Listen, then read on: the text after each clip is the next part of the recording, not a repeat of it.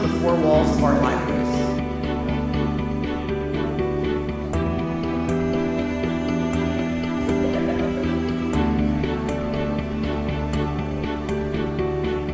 There's somebody out there who's not.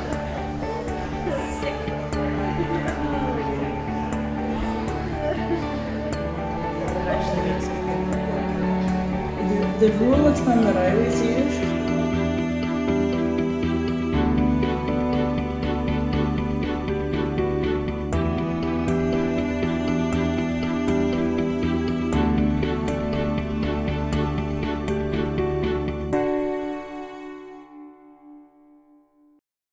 Welcome to our annual Spark and Ignite conference. I'm excited to have you here. I'm excited to see your wonderful faces. I hope that the conference will spark ideas and ignite passion, maybe reignite some passion, rejuvenate. So thank you for coming. I'm excited to be back in person. Hopefully this isn't ground zero for the monkeypox or library-itis or anything like that.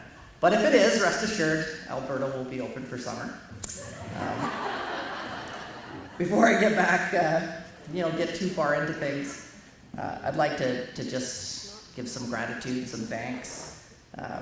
First, Alberta's libraries run on the back of volunteers. So if you're a board member or volunteer, raise your hand. Let's see how many we have. Quite a few.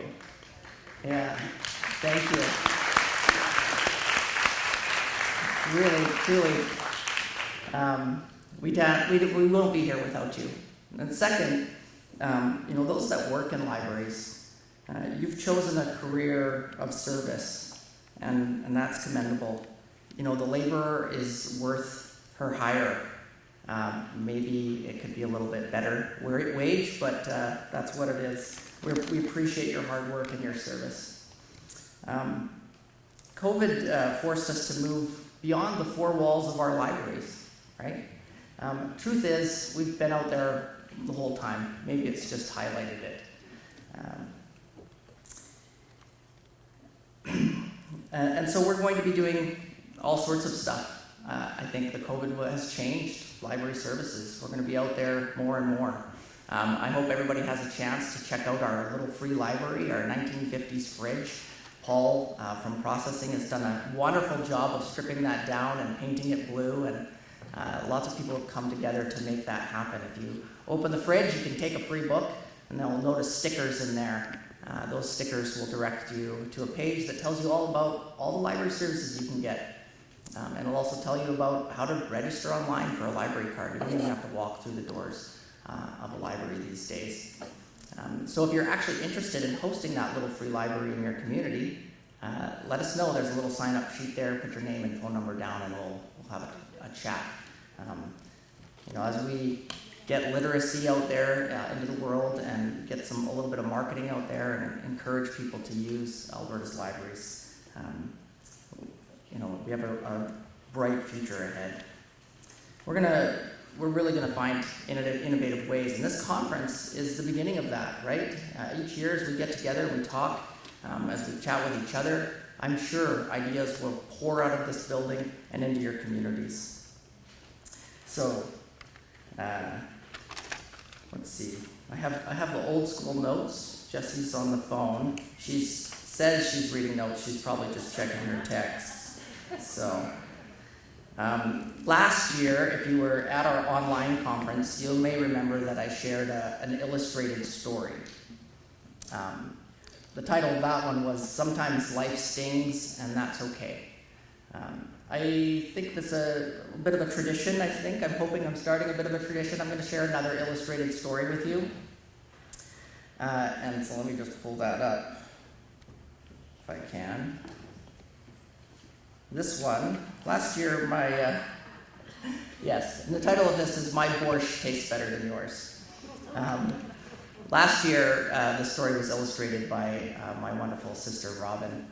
This year, the story is illustrated by my equally wonderful sister-in-law, Leah. It's no joke that I've been surrounded by remarkable, talented women my whole life. Thank goodness. You can only imagine what I'd be like if that weren't the case. So let's start. So this is the story of the first time I had borscht. Borscht is a soup from the Ukraine made from beets. The story of my first taste of borscht, though, starts with the taste of fish. When I was about 15, I went camping with friends at a lake in British Columbia. A beautiful stream carries sand out into the lake. You can roll up your pants and walk far into the water on the soft sand. It's the perfect fishing spot. Early in the morning, I took my fishing rod and waded out into the lake. It was a beautiful morning, and the fish were biting. It wasn't long before I caught several trout.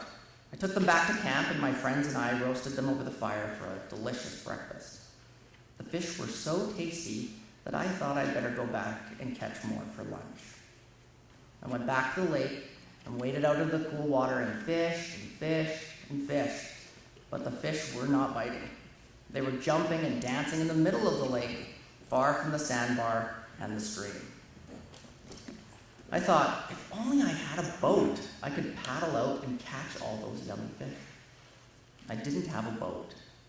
I did have a broken old picnic table, and it was made from big logs and old boards. It sat on top of the bank, overlooking the lake, and it was no longer any good as a table, but it just might make a great boat. My friends and I pushed and pulled and pulled and pushed until we launched the picnic table down the bank and into the lake. The table came apart when it landed and started to float away, but with a rock as a hammer and some nails from the old boards, I turned the broken table into a mighty raft. A wide board was once a seat became a paddle, and I set off for the middle of the lake. It was hot and the water was cool, so I wore only some shorts and left my shirt behind. I had my fishing pole and an old towel for some reason.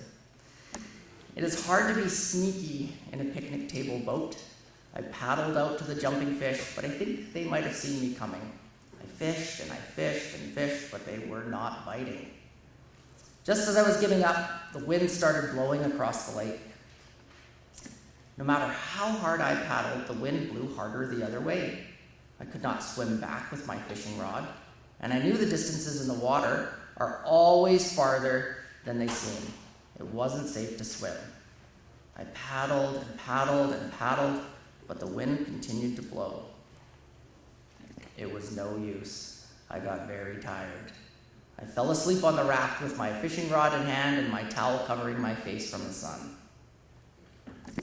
I woke up when the boat hit the far shore of the lake. I looked up and found no paths, only thorn bushes and prickles. I looked down at my naked feet. What should I do? I didn't have shoes. I did have an old towel. I tore the towel in two, then from each square I tore thin strips. I wrapped my naked feet in shoes made from towels tied on with towel laces. And then I walked and walked and walked. I was pleased with my towel shoes. They kept most of the sharp things out of my feet. The forest was a little scary. It was dark, and the wind made all the tall trees around me creak and squeak. But what else could I do but walk? And what I hoped would be the shortest way back to my friends. My friends worried. They watched me paddle out to the middle of the lake on my picnic table boat and then get carried away by the wind. It was looking a lot like there would not be any fish for lunch. While I was gone, a nice old couple showed up at the lake in their camper. My friends told them about me and pointed out where they saw the wind carry me off. They were very kind and listened to the story with worry. "You have no lunch then?" the couple asked. They could tell my poor friends were very hungry. "Never fear," the old couple said, and they pulled out a big pot, a load of beets, and got to work. "We will make you borscht to fill your bellies," they laughed. My friends didn't know what borscht was, but it sounded like it might be almost as good as fish. Just as the borscht was ready for eating, I stumbled into camp, tired and hungry. My friends introduced me to their new friends, and they all invited me to join them for this strange beet soup. It was so good, I had 2 helpings. As we enjoyed the soup, one of my friends said, "You spent all that time building your boat. You fished and fished and fished and caught nothing. You paddled and paddled and paddled, but were blown across the lake. You walked and walked and walked, and without a shirt, you were sunburnt. What a terrible day. A terrible day. Was it really a terrible day? I wrinkled my nose and thought and looked at the big pot of soup and the bowls in front of us. Maybe it was a terrible day, I said, but your borscht and my borscht came from the same pot, and I'm willing to bet mine tastes way better than yours. At least, it was the best borscht I'd ever had. The end.